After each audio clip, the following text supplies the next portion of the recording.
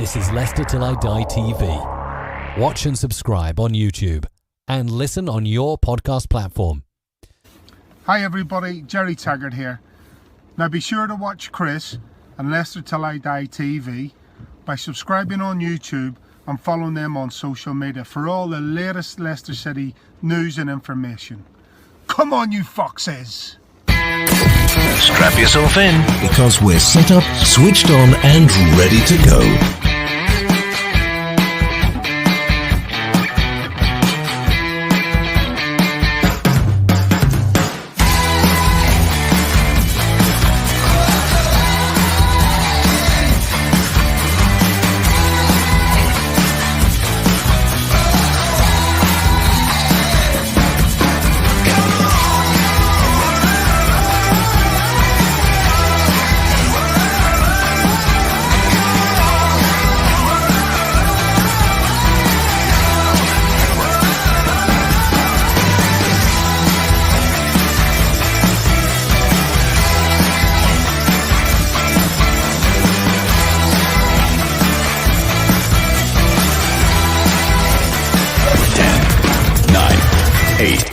Seven, 6, 5, 4, 3, 2, 1. And it's live. Good evening, fellow Fox fans. How the devil are we? Oh, excited? It's it's a special opposition view show tonight. What are you doing this weekend? Are you going to enjoy a semi? I tell you what, it's been a long time since I've enjoyed a semi. 1982. Just ask the missus. Maybe that's why we're separate. I don't know. Who knows? I tell you what, if you're going to enjoy a semi, you might enjoy this as well. Barry Pierpoint, excuse me, the first chief executive of Leicester City, has written a book, Minding My Own Football Business, all about, it was glory years for Leicester City in the 90s. And we went from private to public ownership. I'll tell you what, it's a really, really interesting read. Changed my opinions of Barry. Remember all the Barry Pierpoint outposters? Go to his website, mindingmyownfootballbusiness.com, and you can get 30% off. And he'll even sign it with a personal message for you. So great deal. It's a great read, young or old. If you're older, it'll make you rethink about those days. If you're young, it's a good historical look back at, as I say, how a football club was run. And I tell you what, comparing it to how things are run these days, it's a completely different world. It really, really is. And if we're not that good for you, we're giving you 30%. Watch the preview show tomorrow. When we're hoping going to have Steve Lynix on. Either way, he's got a signed copy of the programme from the last semi-final when we played Spurs in 1982. And, of course, he was part of that squad. He'll sign that for you again and send that out. So that's something to look forward to tomorrow night. Like I say, Leicester Till I Die, that's what you're watching. We're on YouTube at Leicester Till I Die TV. Give us a subscribe, please. Facebook, Leicester Till I Die, the group. Twitter, at Leicester TID. It's the FA Cup weekend. Come on.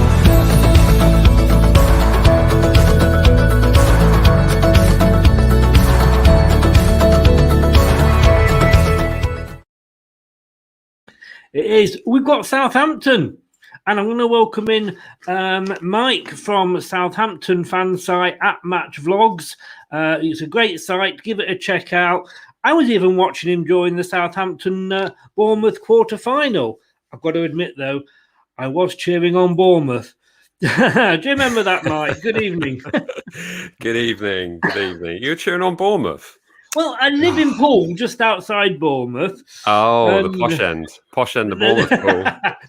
Yeah, but it's fur coat, no knickers, mate. I'll tell you. Don't be fooled. You know, we don't all live in sandbanks. But I've got to be honest with you. I mean, the draw was made at half time. Yep. You were of our game. You were already through. We obviously, no disrespect to yourself, but when you look at the teams that were left in it, we wanted to draw yourself. But we were saying, as Southampton fans, were we the team you wanted to draw? Yes. And in fact, had it been either you or Man United, actually, which sounds weird, because only a few weeks earlier it was a bit of a mauling again. But yeah, no, I think so. Saints fans were all looking at the teams that are left in it. No one wanted Man City. That was a given. It was just a case of definitely not anyone but them. I probably would have taken Chelsea, because we've done okay against Chelsea. I mean, effectively we've drawn on both occasions when we've come up against Chelsea, whether that be against a Lampard Chelsea or a Tuchel Chelsea. So perhaps would have taken that one maybe, but yeah, I mean, I think all Saints fans were pretty happy that we didn't get City really. So yeah. As long as it's not them. I think with our recent history, we seem to get City in quarter and semis all the time, and we were glad we avoided them. And I think, like you there, I think if I've got to choose, I'd sooner, whichever one of us wins on Sunday, obviously we're hoping the Blues, you're hoping the Red half of the game. Right. I think we'd both want Chelsea, wouldn't we? Yeah. I mean, Man City, they're a funny side, really. I mean, they can sort of really turn up and just put on a show and just score 5 quite easily. And then they can be a little bit kind of misfiring in the sense of playing amazing football, dominating the possession, but not really get anything from it. And, it was only 12 months ago that we were able to beat them 1-0 at St Mary's, from doing exactly that. So a bit of a funny one, really. It's just, we remember, I can't remember, I think it was the FA Cup last time we progressed quite well, and we came up against Wigan, who had just knocked out Man City in the previous round, and we're thinking, flipping out, how's that going to happen? And we breezed past Wigan. So stranger things have happened. It's true. Well, stranger things have happened this year. I mean, we beat Man City 5-2, and then we didn't show up for the second game when they beat us 2-0. It is a funny season, isn't it? And you don't know how it's going to go. You've done these, like, you normally sit down at the start of the season. You go, well, we're playing Fulham, that should be a win, and we're playing Palace, and that's possibly a win, and Southampton might. All that's out the window because you just don't know what's going to turn up. I mean, I was looking, actually doing some homework, believe it or not, before we came on tonight, and looking at your season. You've been up and down like the old horse knickers, haven't you? I mean, at one point you were third. Yeah. Had it not been for our very decent, well, it was a terrible start. The first 2 games were losses, and we were all sort of hitting the panic button. But then we went on this crazy run, and we beat Newcastle on a Friday night to go top of the table. So it really was a crazy start to the campaign. And then we've just been on this absolutely horrendous run, which we put down to injuries. We had a lot of players out injured, and the fact there's only been 3 Southampton players that have been consistent throughout the campaign that have not come across any injuries. And now we've come across this time frame where we've got a lot of players back. We've still got key players like Romeo out for the rest of the season, which is it's kind of like our Van Dijk, so to speak. And we don't really have any other excuses aside from that. And yet we've still seen some absolutely abysmal football, if I'm being brutally honest. I think the West Brom display on Monday night was possibly the worst display I've seen with 11 players on the pitch. By some distance, definitely this season, and possibly ever under Hasenhüttl. So it's a worrying times. I promised myself I wasn't going to mention this, but let me put it in a nice way. That was a worse performance than your games against Leicester and Man United. Let me say it like that. Because we had no excuses. Right. If you can say, I mean, we were watching that game on our watch along, and if anyone's got a bit of a sick mentality, then go back and watch that and see us cry into our microphones. But I think, we were looking at it thinking, like, what is wrong with us? There are stray passes. Everyone looked like strangers on the pitch, and it was just very, very depressing to watch. And the game against you guys that ended horrifically for us. We had a player sent off, and you guys were just absolutely on fire. And we would just decide that we didn't know the system we were playing. And the other one, if we have to mention it, against Man United, we'd effectively, 2 players sent off and refused to change our system, and we're trying to play high press football with 9 men on the pitch against the Man United side, wanted to score goals. So it was, yeah. I'm presuming, because you just posted, we have a group on Twitter, don't we, when there's like a few clubs involved and we all sort of share and help each other out. And you just put one up. I haven't actually watched it yet, but I saw the title was Rough Week. Yeah. I presume that was from the watch along against West Brom, was it? Well, effectively, in our previous show, I predicted a 3-0 win to Southampton. So I've clipped that up. So basically showing the 3 goals going in, and a nice clip of Sam Allardyce at the end laughing at us. So, it kind of sums it up, though, this season, though, doesn't it? Because, like you say, you can be top one week. You can be, go and lose to West Brom. I mean, we beat Man City 5-2, and then we go and lose to Fulham, who were effectively at the bottom, of the table.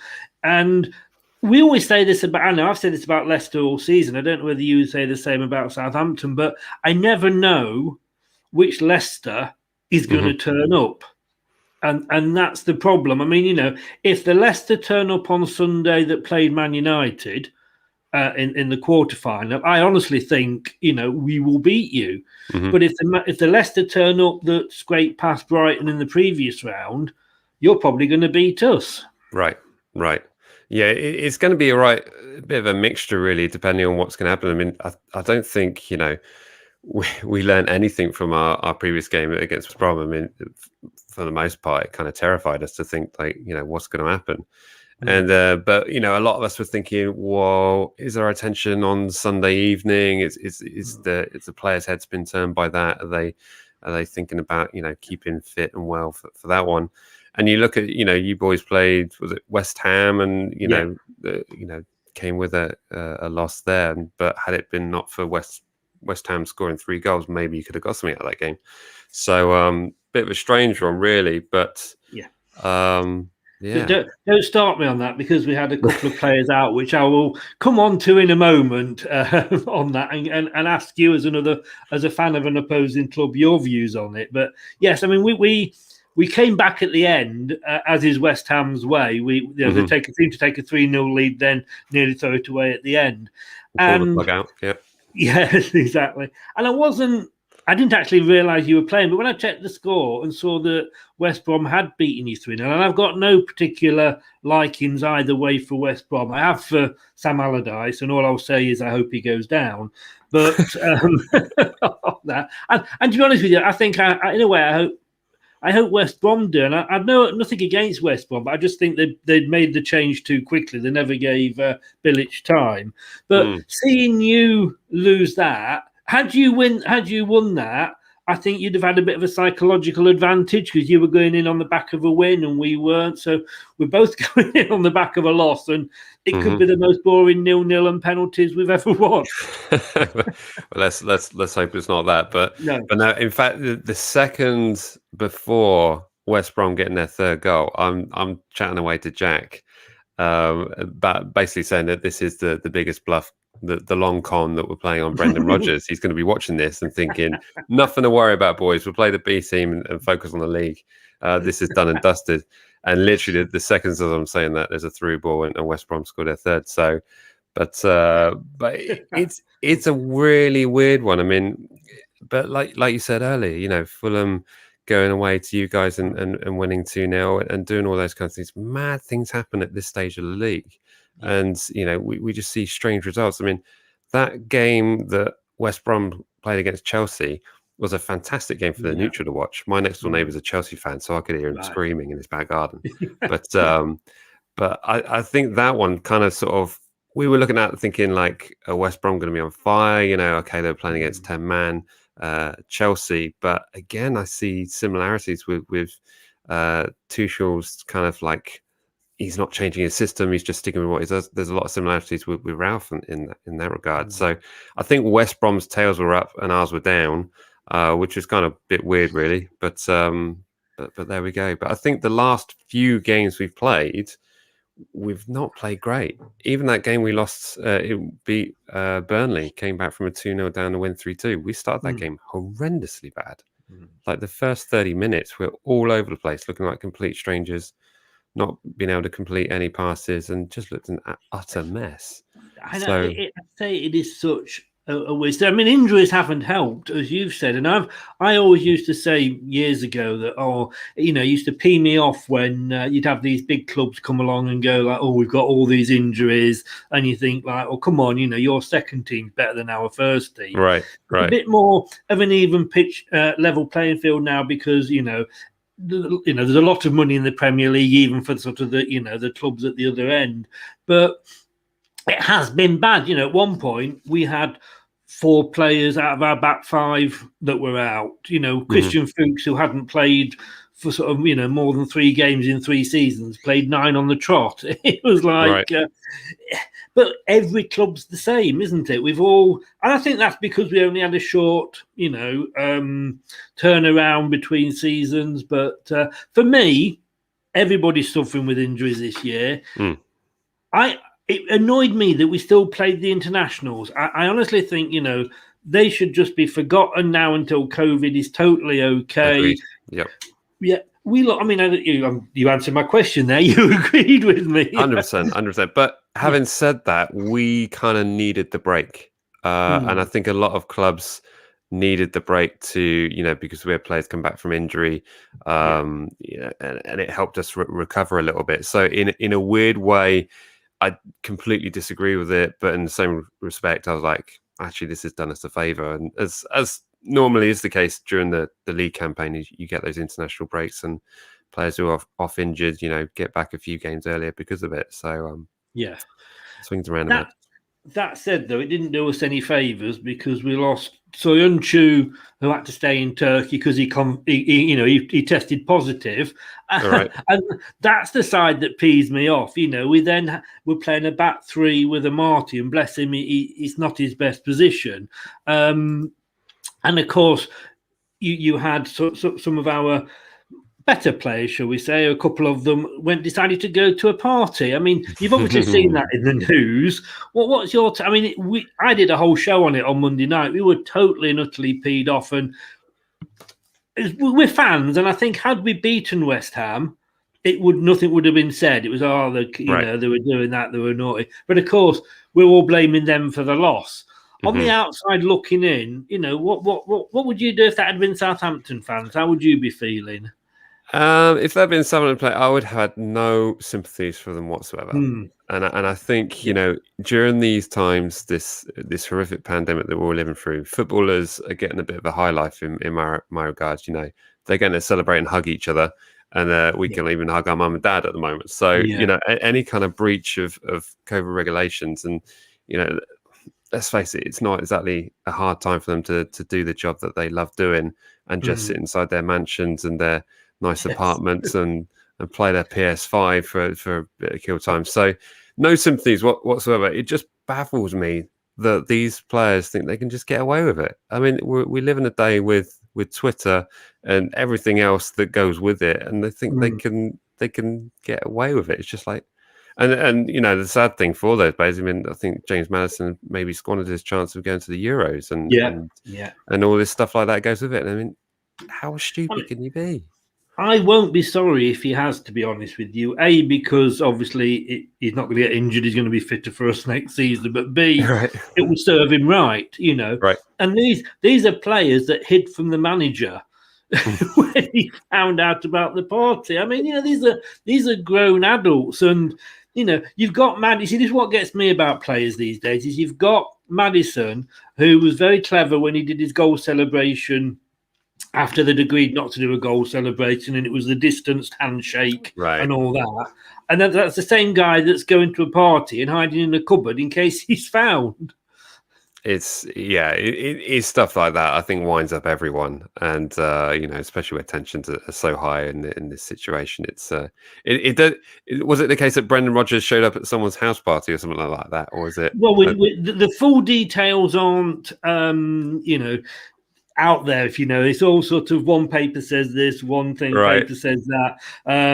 apparently they did go into hiding. So I don't know whether he actually turned up or they hid in case he did. But we always sort of read when we take out what we want to take out of these stories, don't we? But the good news is, in a way, and Chowdhury I'm not bothered about, to be honest with you, because I think he's probably going at the end of the season now. I think he's sort of one strike too many. Barnes is injured anyway. Perez and Maddison were the loss, although you could say they both probably play the same place, so there's only going to be one of them in the team. But the good news is that there should be a week fitter for the game on Sunday, which is bad news for you. Right. Good Okay. news for us. So they're going to be back for Sunday. Is that the rumours are they're going to be back for Sunday? Yeah, they trained on their own on the Monday. Well, that would tell them. Yeah. Well, this is it again. These harsh punishments. They've not been fined. They've were just dropped for that game, so I suppose they didn't get the match fee and what have you. But I think it's a bit like a parent, not telling a child off, but just going, "We're very disappointed in you." Well, I'll tell you what. If someone had to give me a punishment where I didn't have to go to West Ham Stadium, I'd take that. Worst stadium in the Premier League. I'm not going. It's like, oh, brilliant. Yeah, sure. Yeah, shame on me. I bet they were glad they didn't have to go and watch it either at the end of the day. But I mean, they've got to stick off the players and everything. Apparently, the players aren't happy with them. But no. So the good news is, hopefully, they've had a week more to get over their injuries because they were both sort of carrying a niggle. But talk us through. So we're up to the semi-final. We've had a couple of home games, a couple of away games. So have you, just the other way around. We had Stoke, Brentford, Brighton, which has got to be, like you said recently with West Ham, it's got to be one of the worst games I have ever seen. Thank God we scored in the 94th minute and saved us from 30 minutes more of hell. And of course, and then we had the amazingly brilliant 3-1 over Man United. Talk us through your journey to this stage.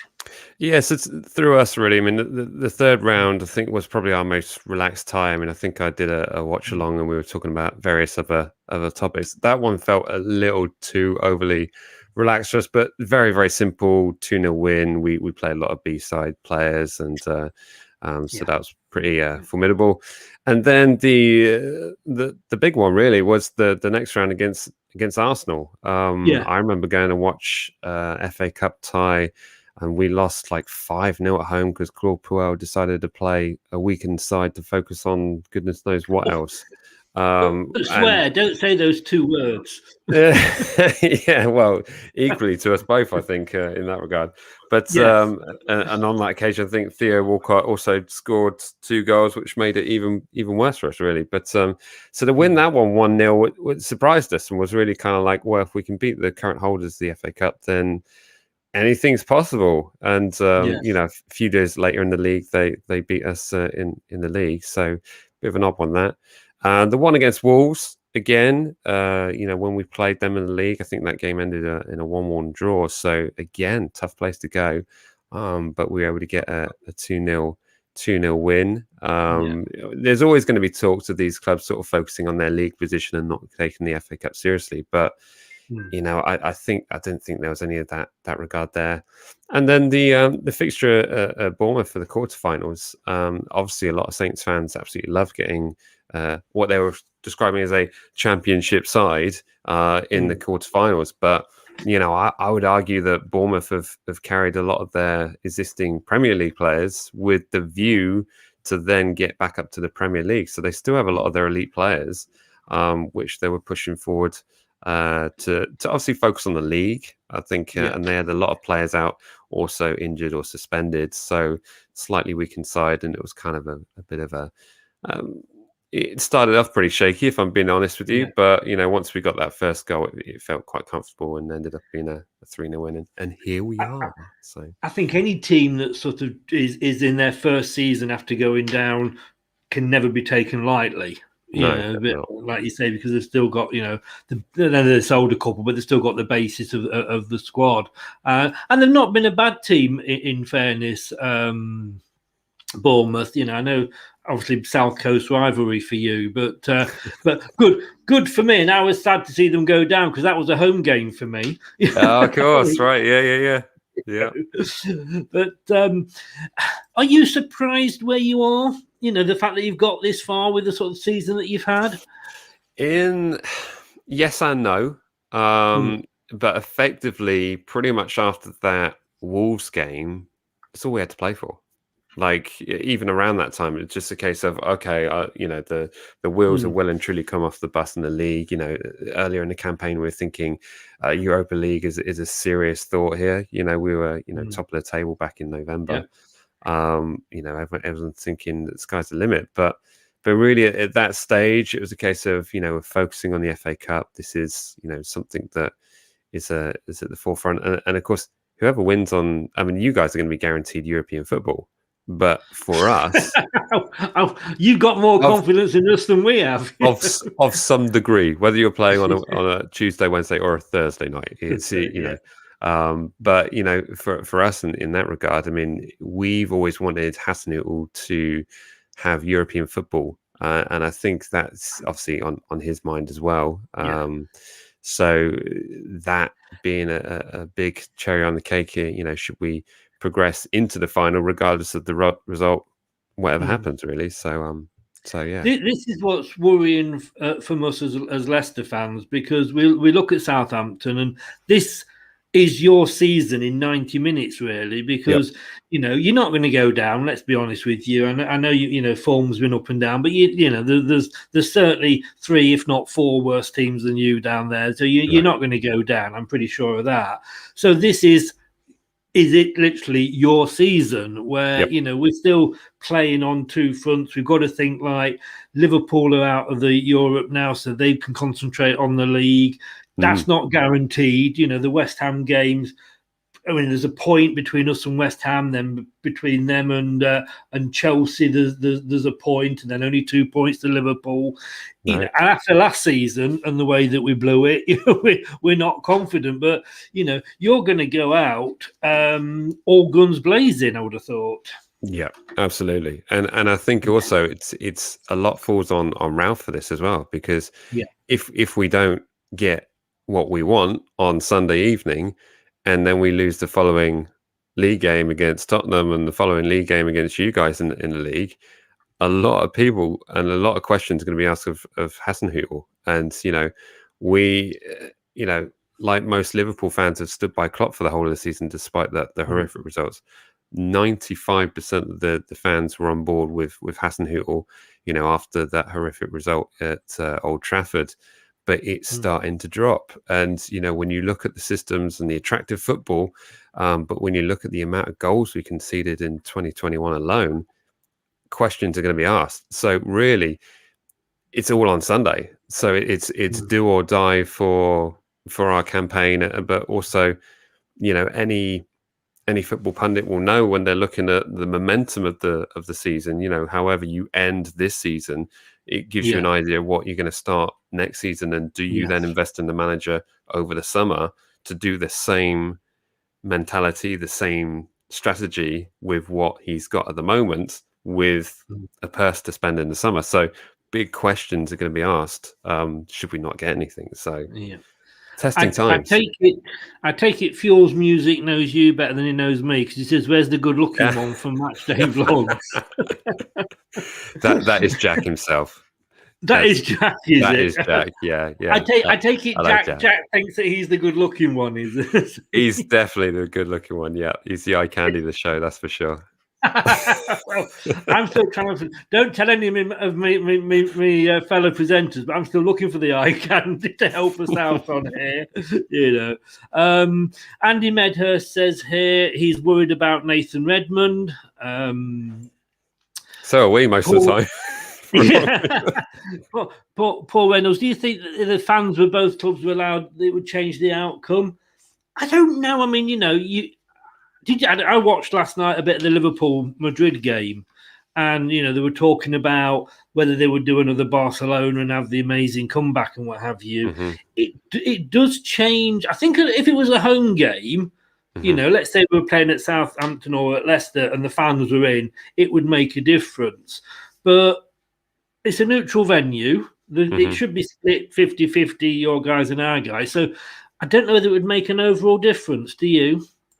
No, I'm not sure it would really. I mean, I think both grounds have occasionally questioned on how much noise they make in the home Yeah, section, but I think that's the same in all Premier League in these days, and those who say otherwise are kidding themselves, really. But yeah, I would have loved to been there for a semi-final and spent yeah, 100 quid on a ticket, yeah, but yes, it is what it is. But these occasions don't come up often, and for any football fan to be have an opportunity of a away day at Wembley Stadium taken away from them with the club they love is pretty cruel, really. So, yes, but yes. in terms of would it have an outcome on the results?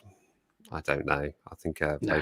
both sets of fans would have brought it, and Yes, exactly. I say with it being a neutral, I don't think it would have made any difference. no. We're going to say to good evening to Stefan. He's a Villa fan who's a wannabe Leicester fan. He spends a lot of time on here. He just won't admit it. He's like waiting to come out the closet. He just wants to be a Leicester fan, and it hurts because talking of Villa, the last time we were in a semi-final, it was at Villa in '82 when I said at the beginning we lost to Spurs. But Stefan, we're talking about an FA Cup semi-final. Now, you may not know what that is, Stefan, being a Villa fan, but just, it's a cup competition that you play in every year, probably the biggest cup competition in the world. And, to get through to the semis is very good. One day you may experience that with Villa. I doubt it, but you never know. Anyway, enough of winding up the Villa fan. Injuries, and I'm looking here, and excuse my pronunciations here because I'm useless with it. I'm just looking on here. It looks like you've got 3 ruled out. Obafemi, is it? Romeo, right, yeah. Smallbone. I don't know if there was a rumour or not that Ings might be injured. He had a knock. I think he got stepped on by a West Brom player on Monday night, and we were kind of a bit surprised that he came out for the second half. But I haven't heard anything about any kind of injury there. I think he'll probably be desperate to play. Yes, but yeah. he was pretty awful on Monday night. So mixed emotions on that one. Mind you, your whole team was probably looking at the results from what listening to yourself. I don't think there were any shining lights on our pitch on that regard on Monday night. But players to look out for us, I would say Musa Djenepo, who's got a chance of starting, and also Shea Adams. And we were very surprised that he's not featured because the last few games he's been on the pitch, he's had the ball in the back of net in every single occasion. So, all good there. Are you still... Scott, good evening, Scott. Thanks for joining us there. Great show. Thank you for your kind words. Hoping for a massive performance on Sunday, especially for the likes from Maddison and Perez. This is the thing. If those play any part of the game at all, even if it's a little part, they've got so much to prove. And, a lot of Fox's fans were sort of withholding judgments, saying, well, let's see what they do when they come back against Southampton. If Maddison scores 2 and sets up a third, all will be forgiven. Perez, we know Perez likes a goal against Southampton, so it may be psychological to put him in. They're going to be up for it more probably than the other 9 that are maybe on the pitch. Yeah, I guess they're going to have a point to prove. Yeah, that's most definitely. And Vardy, he's not scored in games. I've lost count, to be honest with you. Still a threat, though, because you just, we look at every game and go, this could be his game. But Wembley's a huge pitch. Mm-hmm. It allows space for players, It may be the perfect pitch for Vardy to come on and finally find the back of the net again. Yeah, well, I did see lots of posts sort of given the amount of games it's been since Vardy scored a goal, but I remember seeing a few of those posts before they played Southampton. On many occasions, it's all gone horribly wrong. So rather not talk about that one. But I think going back to your players coming back from their suspension, if that's what you want to call it, from standing outside the headmaster's office, they're going to have a lot of space, if I'm honest, if we don't work our systems correctly. The big miss for us on that injury list is Aurelio Romeu. Massive miss for us. He's kind of like he's our central. He's our number 6. He's our only real out and out number 6 who can play a defensive game. make sure he only gets the one yellow card and plays the game regardless. But he is going to be a massive loss for us because he's able to hold up the play, just take the pace out of the game for a bit, calm us down, get the systems in play, and then sort of slowly work up from the back again. But without him, it's chaos. It's terrifying chaos. So, yeah. And he's out for the season, apparently, isn't he? Out for the season, yeah. He's got the cruciate ligament, I think it is. So, it's a bit of a rough one, really. But ever since he's been out the side, it's been, not fun. Yeah. It sounds a bit like Ndidi for us. If we lose him in that holding midfield role, we're a completely different team altogether. Yeah, I think there's a lot of players like that in the Premier League where you take that one cog out the wheel and it's just a little bit sketchy. As a defending team, and I'm not expecting you to know too much about Leicester because obviously they're not your team. But when you look at Leicester and you see that you've got a Vardy that's not scoring but could be a threat, so you've got to stick with him. But you've got Inacho, let's be honest, at the moment, he breaks wind and he scores a goal. He's suddenly, we've stumbled on this combination that's never worked before, that's never been tried before. We've always played one or the other for most of the season and then put them together and it just gels. That has got to be probably the biggest worry for you is, like, as a defender, who do you follow? Yeah, absolutely. Well, I think it's testament to the strength in the side that you have is the fact that you have all these sort of shining lights for us. I mean, for us, we don't really have. I mean, the partnership of Bednarek and Vestergaard have for the most part been pretty decent in the first part of the season, but it's been a little bit sluggish of late. But really, it's just a case of making sure that we're able to play the systems that we've got, but like I said, I just really hope that players like Gineppo get on the pitch and Shea Adams, gets the game really because they're kind of like the creative players that you don't really know what they're going to do. Danny had that for the start of the season, and Danny used to be able to create a goal out of absolutely nothing, and now it's just kind of a little bit. What are you doing? So it's a bit of a worry to watch really. But I'm conscious. I think you got another show of your own tonight as well. So at 9:00, don't worry, it's fine. 9:00. So you've obviously got to get ready for that. So I don't want to keep you too long. So just I would say good luck for Sunday, but obviously I wouldn't mean it. And all this sort of likewise. Let's hope football's the winner. Bollocks, we hope Leicester's the winner. You hope Southampton, but. I've gone for. I think it's going to be a tight game. To be honest with you, I can't see there being lots of goals, but I know Leicester will always seem to concede at the moment. I'm going for a 2-1 to Leicester, and I think it will be that tight. For you, you're obviously going to go for Southampton. What score are you going to go for, Mike? What am I going to go for? Now, we haven't actually conceded a goal yet in the FA Cup, so if you're able to score a goal, then congratulations. I hadn't actually noted that. I will. That's quite good actually. I hadn't noted that. I don't know if it means anything at all, but we're yet to concede in the FA Cup, and we've been playing with Fraser Forster in goal for all those games. But do you know what? With the strike force that you have, I'm going to say it's also going to be tight, whatever it is. But I'm going to go with a 2-1 to Southampton. I don't want penalty. I tell you what, I just hope it's not, because I think it's extra time and penalties, I'm guessing, on the day. And I just that's the biggest annoying thing, because of course we do the post-match show, is that it's going to clash with Line of Duty. I mean, do BT not put any thought into these games at all? But your post-match show is going to have no one. That's going to be the thing, because they're all going to be watching Line of Duty. But exactly. I might as well just not. And then we've got each other again a couple of weeks after that. So it would just be our luck to lose to you in this one and go and beat you in the league. I wouldn't mind that. I'm fine with that. Yeah, if you're happy with that, I'm fine with that. Sure. Yeah, I'd say that all day long. Yeah. But no, I just don't want penalties. I mean, if we can switch up the penalties to be free kicks from just outside the box for James Ward-Prowse, then let's go with that. Yeah. More chance to score. Mate, give your channels a shout out and where people can catch you and watch you and listen to you. Yeah, sure. They can catch us on YouTube, Matchday Vlogs, Twitter. We're on Match Vlogs, Facebook at Matchday Vlogs, Instagram at Matchday Vlogs, and TikTok at Matchday Vlogs. So that's where they can find us. Yeah.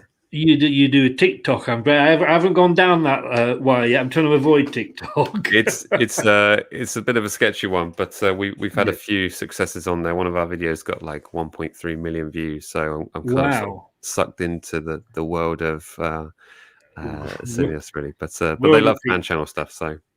Yeah, they do. But hey, well, hopefully we'll have a chat in a couple of weeks when we meet again. Will we? I nearly burst into song then. We'll meet again. Don't know when. Hopefully we'll both come out of the game with no injuries. Like I say, you're hoping for Southampton win. I'm hoping for a Leicester win. One of us has got to. One of us will be in the final. Yeah, most definitely. Well, let's hope for a good game and a Saints win. That'd be nice. On that note, I'll cut you off. Thanks very much for coming on, Mike. It's been great to have you on. Take care. Stay safe, bud. See you. Bye-bye. Cheers. Bye-bye. Thanks a lot to Mike there from Match Vlogs, saying it as it was. Paul saying here, great show both. Thank you very much, Paul. Good luck Sunday, Mike. Paul, what are you saying? Good luck Sunday. I presume you're a Saints fan from that. What you doing watching? I'll tell you. I don't know. But anyway, I'm going to be back tomorrow night. Don't forget, like I said, if you fancy winning a signed copy of the 1982 semi-final match day program signed by Steve Linex, who played in that game, tune in tomorrow, 7 o'clock, same channel. As they say, I've always wanted to say that, and you could win that. Hopefully, Steve will be on as well to give it away. Want to listen to this again? Of course you do. Well, we're all over it. We're on YouTube, Leicester Till I Die TV. Like I say, please, if you haven't, give us a subscribe. And if you want to listen to us while you're doing the washing up for the missus and you can't watch us, the podcast is out there on Anchor, Google, Amazon Music, Apple iTunes, Spotify, Podcast Addict, to name a few. Let's see if this gets you in the mood. It's been a long time.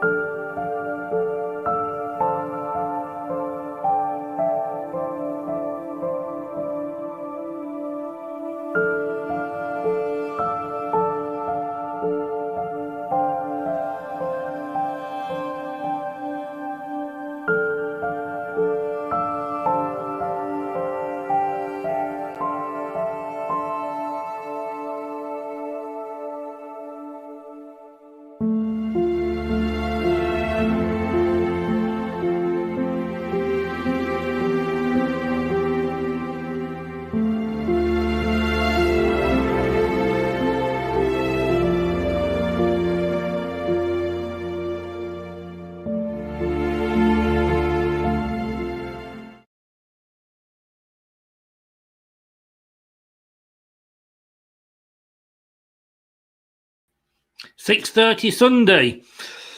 Whew. It's 4 times. Bridesmaid, never the bride. It's our year, isn't it? Join us tomorrow at 7 o'clock. Meet Craig and hopefully Steve Linex will be previewing the whole match with a slightly Leicester bias. Good night, guys. Matt Elliott here. Be sure to watch Leicester Till I Die TV on YouTube and follow all their social media platforms for all the latest updates and news on Leicester City Football Club. Thanks for watching Leicester Till I Die. This is Chris saying goodbye and see you next time. Some people are on the pitch, they think it's all over. It is now.